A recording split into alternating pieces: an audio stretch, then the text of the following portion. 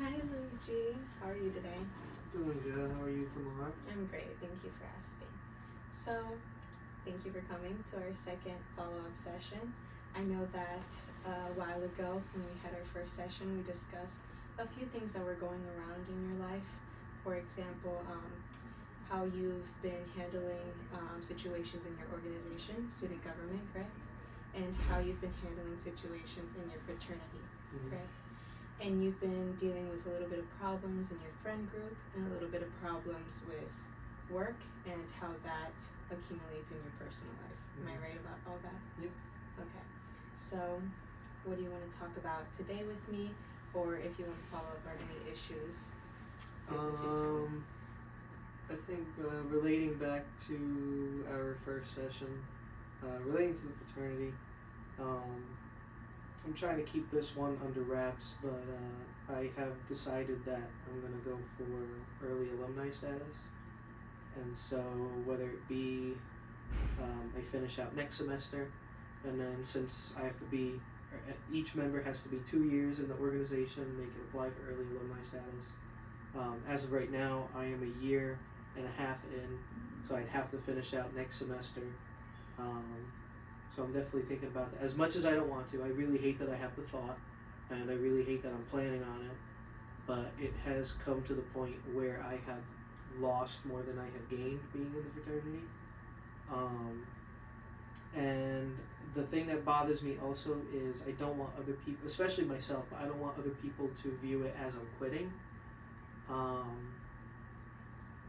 I obviously don't want to look at it as I'm quitting. I have just gone down the line each individual point, and I have truly lost more than I have gained out of it, even though I was promised and told that I would gain so much out of being in fraternity. So I don't look at it as leaving or quitting. I look at it as possibly taking a break. I would actually like to join it again my senior year, if it's possible. Hopefully it would be in a better state if that were to become the case, but I don't want it to be looked at as quitting, because I don't like to quit. I don't quit. Regarding the certain friend issues, I think for the most part it's been resolved. If not resolved, at least it has plateaued, so it hasn't really gone in a negative direction or a positive direction. It's just kind of faded into the background. Regarding internal struggles within student government, I think kind of the same thing. It is plateaued, if not possibly gotten resolved. Like I said, faded into the background, nothing really out of that. I'm hoping to finish out the year strong with student government. Same thing with the fraternity. Yeah. Myla, you want me to talk about some current things? Well, that was a lot that you just mentioned, right? So, going back to the first thing that you said, the fraternity. Correct me if I'm wrong, but in our last session, I do remember you saying that you had no intention of quitting or unjoining any fraternity. Was that correct? Yes. And now you're telling me that you have thoughts of just quitting outright completely, but you want to be able to have that alumni status. Yes, and that is the, so I don't know, the context I would give is I've always wanted to be in a fraternity my entire life. As a child, I dreamed about it, and obviously I got my wish. I made a promise to myself that I would stay in the fraternity no matter what. As much as it pains me, I have to break that promise, because I just don't see a good avenue right now if I stay with the fraternity. I have lost money, I've lost time. I wouldn't say I've damaged relationships, but I definitely haven't grown any relationships, whether it be within the fraternity or the fraternity causing me to not grow relationships outside the fraternity. So yes, I am breaking that promise that I would stay in it. I really don't like it. I honestly would rather stay in it. I just don't foresee any good outcome if I stay. And yeah, so. Okay, so what I'm understanding from you is you're saying that you had big expectations when you joined this fraternity, Yes. and now you're saddened that it just. Those expectations were not met. Okay. What was the underlying factor that you ultimately decided I'm going to have to break this promise? It's kind of a couple factors, but if I had to pick one that would really stand out, it would have to be, I guess the umbrella term would be like relationship. I know how within Greek life, not just fraternity, like in sorority life, fraternity and sorority life, they talk about how it's a brotherhood, a sisterhood. You know, you bond, you grow connections, yada yada. I haven't really experienced that, and if anything, over time, actually, specifically this year, it has gotten worse. And so my hope was to try and fix it at first, whether it be within whether it be try to, because honestly, it's the chapter itself is struggling. So my goal was to either both fix the relationship with me and the fraternity, or at least do one or the other of fix the fraternity as a whole and just take it as it goes, or at least fix the relationship with me and the fraternity. I tried, it has not worked, and honestly, I'm not gonna exhaust myself anymore because it's not fair to me. I understand. So in these situations, my understanding of this is that you are more of a fixer. You want to fix these broken relationships. Yeah, I try. You try to fix this whole fraternity. Did you ever come to like the expectation of, I cannot just myself fix the whole organization? I think so. Okay. I think so. Okay. So do you normally always try to fix situations? I mean, I only have to when I feel like I have to. And again, the fraternity as a whole, the chapter itself has kind of struggled towards the end of last semester, definitely this semester. It has just not been. What's the word I'm looking for? It hasn't been cooperative. Whether it be, and it's not just like me as an example, other people within the fraternity themselves kind of feel the same way. I don't foresee them leaving. I have not brought it up at all, and I will continue not to bring it up to the fraternity at all that I'm leaving until like last minute. But I'm not the only one who feels this way, but I think I'm the only one who strongly feels this way and has voiced it slightly a couple times. But when going back to how you said that I try to fix things only when I have to. If it's something that I know that will fix itself, if it'll blow over, if it could get buried, I'm not gonna exert myself. But if it's something that I'm passionate about, I'm dedicated towards it, and it's now starting to affect me and like what I do with the workflow, then yes, I feel like I have to step up and try to fix it. And if I fail, then I fail. Yeah. So you think that you, more than others, feel very strongly about leaving? From what I've gathered and from what I understand, yes. Nobody at all that I can remember has talked about leaving. So nobody from your knowledge also wants to leave? No. Okay. How do you think that's going to transpire once you tell your other fraternity brothers that you will be leaving? I foresee a couple options. I definitely will see. I foresee. I don't want to say hate, but definitely like. I don't want to use resentment either, but definitely not a strong, positive liking towards me. If I were to leave, I definitely see that.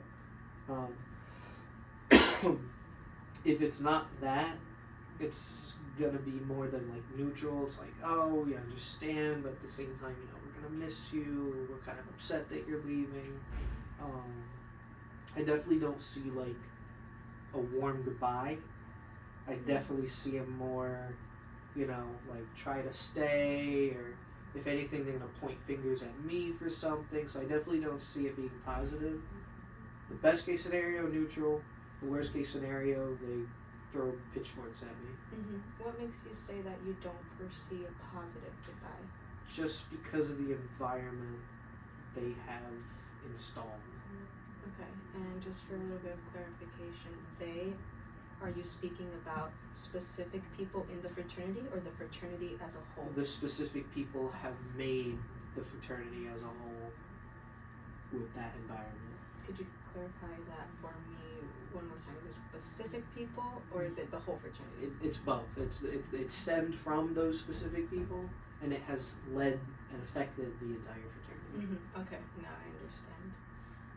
So, have there been situations that led you to believe that these certain people will not welcome you a warm goodbye? I would hope not, but I have a small inkling of that happening. Okay, so this is just your perception, correct? Yeah. Okay, I understand. So, how do you think, once you have left the fraternity, are you interested at all in keeping these relationships? I have no problem.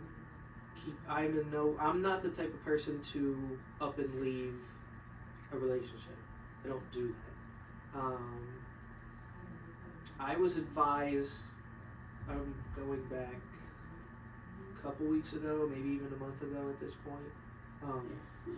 I was advised to leave a friend behind. And I told him I don't do that. I've never been the type of person to do that. If anything, my equivalent is letting it fade into the background. I don't leave people. I don't do that. I don't want to do that. I don't plan on doing that. I personally don't mind keeping a relationship with guys. I really don't. I would like to. I think the thing that I would like to take away from potentially leaving the fraternity is I no longer have to deal with the behind the scenes of it, the actual the grunt work that comes with being a part of the fraternity. And that might sound, like, oh, you're being lazy, or you're being like selective with it, or you're just not being fair. I have assessed that I have priorities, especially when it comes to my academia, and obviously future plans once I graduate college. And the fraternity was on the chopping block of I don't see it benefiting me, at least to the importance of staying on my priority list. As of right now, my priority list is obviously my grades. That is the last thing to go. Student government, political science, honor society, fraternity, and I believe that was all. So it's just been a mess of things, and I need to separate myself. Okay, I understand. One question that I had was, if you were to let your fraternity brothers know, I will be leaving the fraternity, would you want them to try and convince you to stay? No. If they do try to convince you to stay, what would be your reaction? My reaction would be, I appreciate that you guys care. I really do. I just, at this time, don't feel that I fit in. I feel that I don't fit in the puzzle. Like I said, I would honestly say I would like to come back my senior year, if anything. But for this time right now, in the foreseeable future, I don't fit in the puzzle, and I need to do bigger and better things with myself. So correct me if I'm wrong, last session we spoke about how trust was a big factor for you and how trust means a lot to you. In this organization, is trust the factor on why you're leaving? I wouldn't say, honestly, it is not a top issue of why I'm leaving, but it might be like a small factor in why I'm leaving. I wouldn't use the word trust for for why I'm leaving, I would use the word honestly like respect. I don't feel respected. It's not trust. Trust would I wouldn't use the word trust. Okay. Respect was also a major Yeah. thing from our last session, correct? Yeah. Okay, good. So moving on from fraternity, was there another issue in the other organizations that you mentioned last session that have either cleared up? I think so. Yeah. Definitely with a couple specific people. Like I said, I did try to make it better. I had a conversation with one guy, and I thought he walked away with the conversation. You know, we mutually understand what we talked about, and it seemed like it for honestly like a day, maybe two. I don't remember. And then we got into a little argument, and it seemed like the conversation just went out the window. So honestly, I gave up on him. I really did. So that with that one, it plateaued. It got better, but then it plateaued. When you say plateaued, it Neither negative nor positive. Okay. It was just. Okay, I understand. Could I ask you what this conversation or disagreement pertained to, and what does it have to do in your personal life, or if this is a part of the organization's life? If I can recall, this argument was a couple weeks ago. It was relating to a senator's attendance and the policy procedure that we follow. And, you know, being how I would picture, especially my leadership position that I'm in, I tried to think of obviously what I want the outcome to be, and then think of other people's opinions, and then form a different outcome based on what I would predict what they would think. So I had my idea, and then the person I got into an argument with, I had their idea in mind with the second option. I went with the second option, thinking that they would say what they would say, and so I'd do that option. But I was wrong, actually, in that they would agree with me on the first option, and I found that out via another person who told me. So I was like, cool, okay.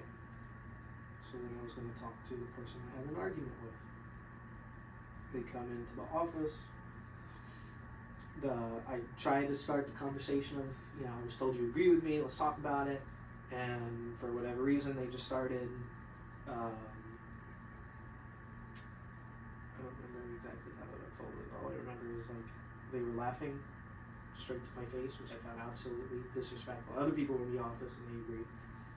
So the person was laughing straight in my face for no reason. And I think though before that, I think we were butting heads on something, or we got into a disagreement on something. I don't remember. But my folding point was when he was just laughing straight to my face. I was like, get out. Like, I'm not dealing with this. Mm-hmm. I'm trying to have a serious conversation with you on something. I was going to agree with you on something, and you just flat out disrespected me, so I kicked him out of the office. Mm-hmm. But ever since then, that one is, like I said, plateaued. I don't care anymore. I tried. Okay, so this person, just so my understanding of this situation, this person came into your office. You were in the office wanting to have a conversation, and he laughed at you. Okay. For no reason. So when he laughed at you, what was your immediate reaction? Obviously, I was angry. I was like, I'm trying to have a serious conversation with you for once in your life, and your reaction to that is to just laugh at me for no reason whatsoever. Mm-hmm. And so you disrespected me, so I kicked you out of my office. Mm-hmm. Okay. So let's say this person came with you with the understanding that they wanted to have a conversation with you too. Let's say I'm this person. What would you have said to them? Are you saying everything would be the same, including the laughing, except that we both knew we would want to have a conversation? You would have continued the conversation after the laughter. What would you have said to this person? Honestly, I don't know. I really don't. If anything, probably the same outcome. Maybe not, but I truly I can't give an answer for that one. I don't know. So the big picture here is that you asked this person to leave the office. Mhm. Do you think that was the best outcome? I wouldn't say the best, but it definitely was appropriate. It was appropriate. It was appropriate. Okay. You think you had the grounds to ask this person to leave? Both for being disrespectful and not actively engaging in the conversation I was trying to have, and also as an executive board member, I have the authority to kick somebody out. Yes. Okay. Let's say you were an outsider looking in on this conversation, or you were a bystander. Mm-hmm. Would you have wanted this conversation to fold out the way it did? Probably not, but somebody out there would probably agree with me on how I handled it. Okay. Which I don't say it's not the best option, but somebody out there would probably agree. Okay, I understand. Is this person your friend? Mm-hmm. Are you still friends? I would say friends, but definitely not as close as I would like to be. Okay, I understand. So this situation happened. Do you think that your response was rooted in anger, or was it just rooted in like a decision, but a calm decision to ask him to leave?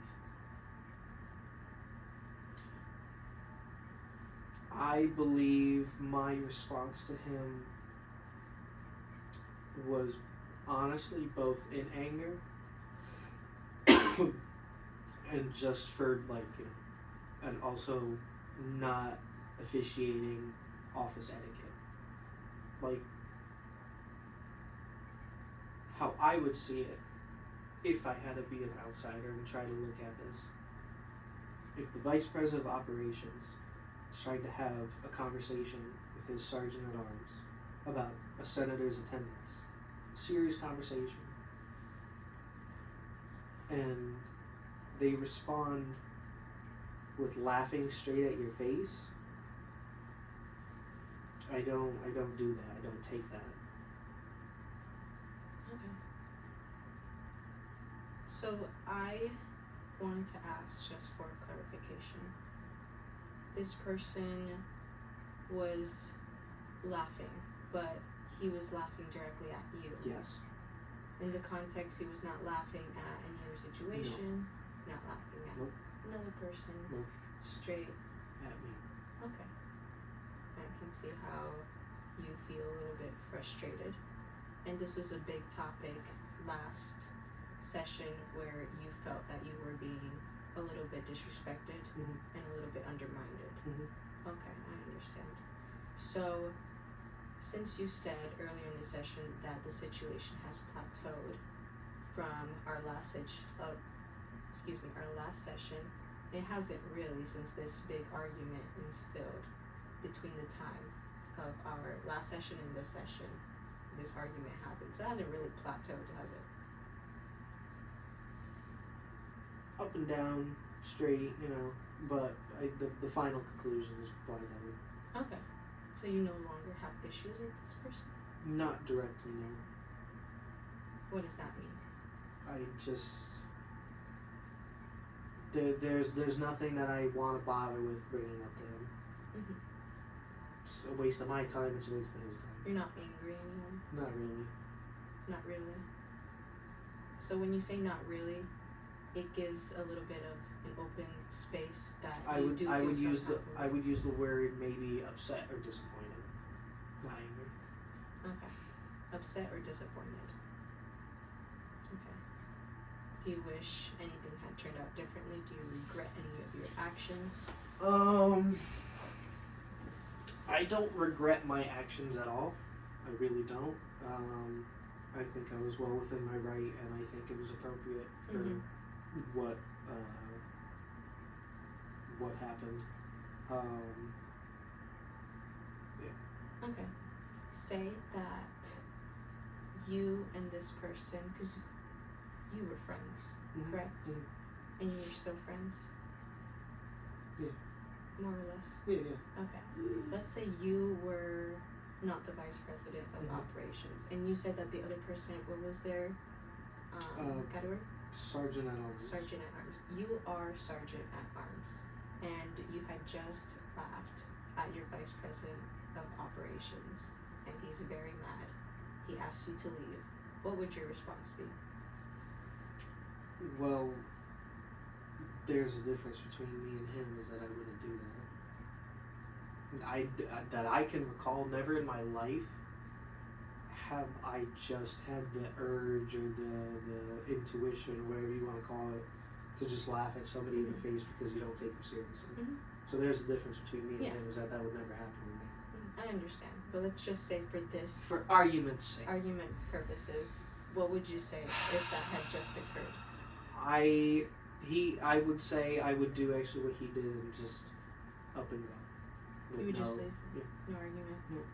Would you ask for any forgiveness or any... I would say, I apologize for my actions and I hope you can forgive me, but I wouldn't really why'd you kick me out? You have a right to do that. I'm not gonna question. So, since you said, as vice president, you have no regrets on how you handled the situation, if you were the other person around, would you have any regrets on how you handled the situation? Yes, if I laughed at somebody's face for no reason, yes, I would regret that. Okay. That's not a good decision to make. Okay. Do you normally have any regrets on any decisions that you take? I would say no. Mm-hmm. For the most part, I don't think so. Okay. I ask that because there's a lot of people who maybe rethink certain decisions that they make, Yeah. but you don't tend to do that. I try not to regret anything. I try to stick with it, even though I might rethink something. I might, what if I'd done this? But I try not to say I regret making that decision. I try not to do that. Mm-hmm. I think I'm on a pretty good track record. I would say 95 to 98% of everything Mm-hmm. in my entire life I do not regret. Mm-hmm. So now that this issue with your sergeant at arms was more or less has blown over, do you have any more issues with student government? In our last session, we spoke about how it was a friend group in the student government as well that you could not trust and you thought you were being undermined. I don't think it's a friend group anymore. I would actually say somebody else might be, like a specific person might be. I don't know what's the word I'm gonna use. They need to find a place. They're out of place, and it has affected my work. So an outsider of student government, or they still are No, in student it's somebody technically in student government. Yes. Okay, I understand. When you ask this person, or when you say that this person needs to find their place, what do you mean by that? I believe, when I say that, I believe that they, it's always the basic cliche line. They think they're better than everybody else. They think they're, untouchable, or if it's not even that, it's the attitude themselves is just out of line. They need to understand that they're not above anybody else, and their attitude needs to come down a lot. Mm-hmm. Okay, so you think, just to make sure I'm understanding, they are overstepping their boundaries Yes. in the organization. And if you want to put it in modern slang terms, they are not a main character. They are a side character.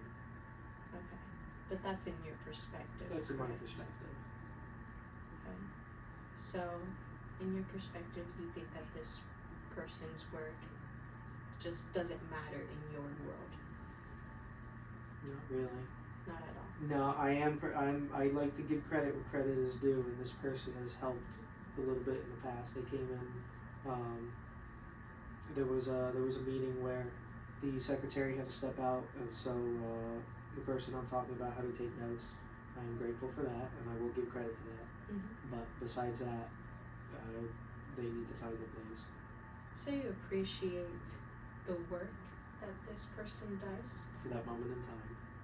Okay. But it was only, you're just talking about this is a one-time thing. Yes, I have not seen anything else. Okay. So I'm going to say what I think I understand from what you're telling me.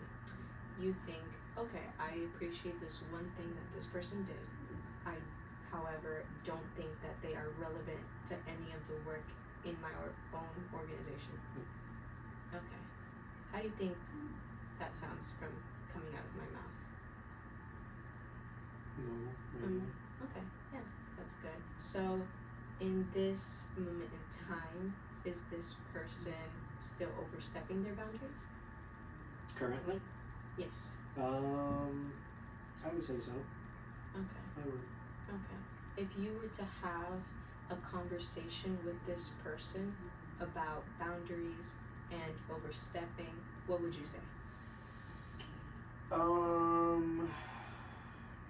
I really don't know how I would word it. I would at least keep bullet points I would bring up as your attitude sucks. Honestly, it's really bad. I would say your attitude has to change. Learn your role. Make sure you're not stepping into other people's boundaries, and make sure you understand what your job is. Whether if you now start undershooting instead of overshooting, find your place. Those are the bullet points. I don't know how I would word it, but those are the bullet points I would bring up. Mm-hmm. Oh, also respect. Respect is another one. Respect. Know how your position works Mhm. in order to not go more above and beyond than your Mhm. position requires. Is Mhm. that correct? Mm-hmm. Okay. How would you think this person would take the feedback that you are giving them? Negatively. Negative. They would either retaliate or just some sort of negative reaction. Mm-hmm. Could I ask you, if you were to have this conversation in real life, is that the way that you would say it? Say what? Say. How having that conversation of you are overstepping and you need to find your. Well, that's what I said. Those are the bullet points, Mm-hmm. but I don't know how I would word it.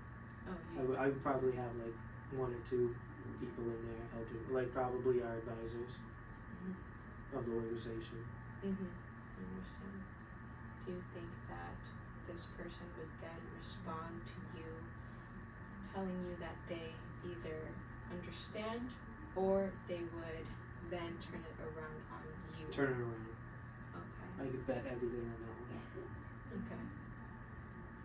So to these questions that I'm asking you, you're responding very fast. So you have a certainty Certainty in what? in how this person will respond to you? Yes. Okay. Could I ask you what makes you so certain? I've known this person now for a year and a half, and I definitely have gotten to know this person more within the last couple months, maybe a little more, I don't know. And honestly, I'm quoting an old friend on this one, is her energy has shifted for worse. So I could definitely see and predict possibly accurately on how this person would respond. Mm-hmm. So since I asked you and you told me you've known this person for a while, so I'm assuming that this person is your friend, Yeah. or you would not categorize this person as Somebody I know. just somebody you know. Okay, I understand.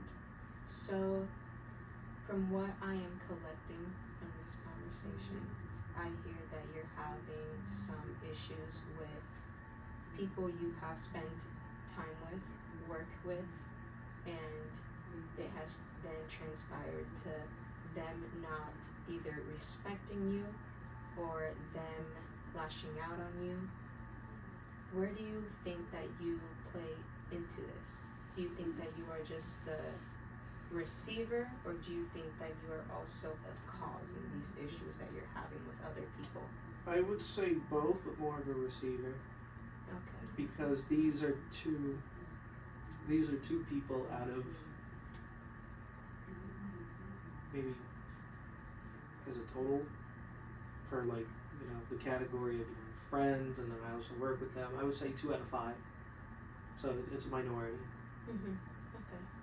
So in order for there to be an issue between two people, you think that there obviously has to be a receiver, and then there has to be somebody who is giving the causation, right? Do you think that it is also possible that both people can be the causation? Potentially. But it's in a this case-by-case situation, basis. it is not you. No. You are not the causation of these problems. Not that I can think of, no. Okay. Do you think that these people are currently mad or upset with you? I wouldn't use the word mad. I wouldn't use the word possibly upset. Maybe disappointed again. I don't think they favorably view me right now, but I wouldn't use the word like angry or hatred towards me, no. Okay. So I want to make it aware to you that this is a safe place where you can say your opinions and there's no judgment here.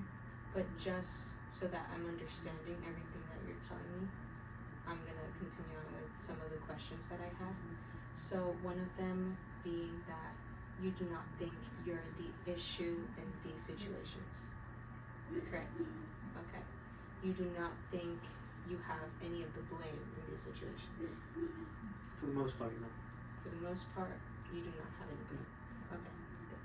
And then next question would be, for the most part, you are the victim in these situations. Yes. Okay. Do you think that in most situations where you had a conflict with another person, have you always been the victim?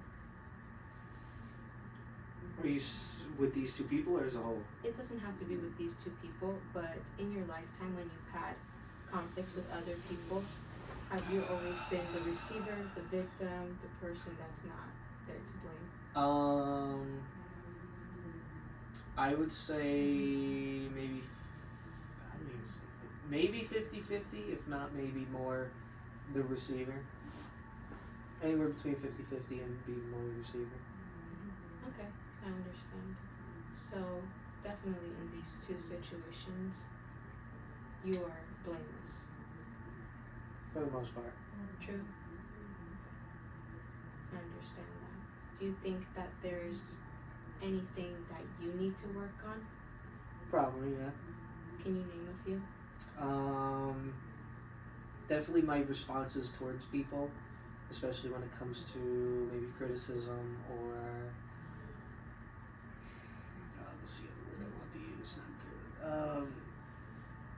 Just overall, my responses towards people. I would label that, yeah. Okay, I understand. So when I asked you to name a few, you named only one, and that being you think that you should work on some responses, correct? Okay. So just so that I can repeat back to you everything that I understand.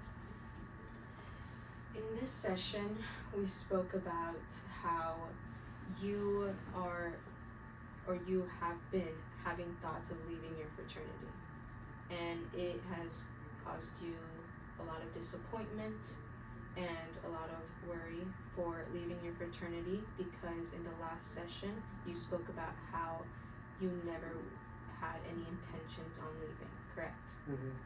And then we also spoke about how there are certain people in this fraternity that are causing you to leave, correct? And then we spoke about how you have intentions of leaving, but as of right now you are staying only because you have your intentions on gaining that alumni status, correct? Yes. Okay. Moving on from that, we also spoke about student government union and how you had a conversation, or more of a argument, with your sergeant at arms that grew into more of a argument, correct? And from this argument, you asked this person to leave your office because there was a lack of respect involved. Mhm. And last session, we spoke about how in your organizations you felt that there was a lot of disrespect towards you and a lot of undermining towards you, correct? Mhm. And as of right now, we cleared up from our last session to this session that it was still going on since in between that time period, correct?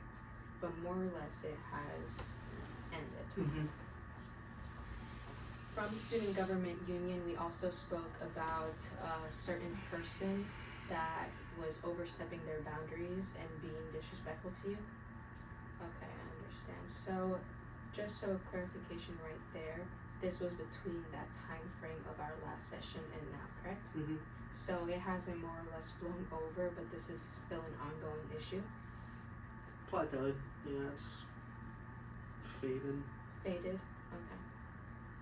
From this person, we talked about a few responses that you would take in your having a conversation with this person and how they overstep their boundaries and what that conversation would look like and how you would go about that, correct? And we also talk about how you more or less have always been on the receiving end of these conversations and how you more or less have most likely been the victim in these conversations and the way that you do not regret any of the ways that you acted in these conversations. Is that correct? Why do you think that is? What do I think? What? That you don't regret and you think that you always are the receiver. Just because I've always been told to not regret in life, at least like not frequently. Mm-hmm. Because if you regret a bunch, then what's the point? Mm-hmm. Yeah. Okay, I understand. So to finalize this session, is everything that I said correct about how you feel? Mhm. Okay. Is there anything else that you want to bring up? Any issues or anything you want to clear up from last session? No? Nope. Okay. I thank you for your time today. Thank Thank you. you for joining me. Have a wonderful evening. Thank you. Okay.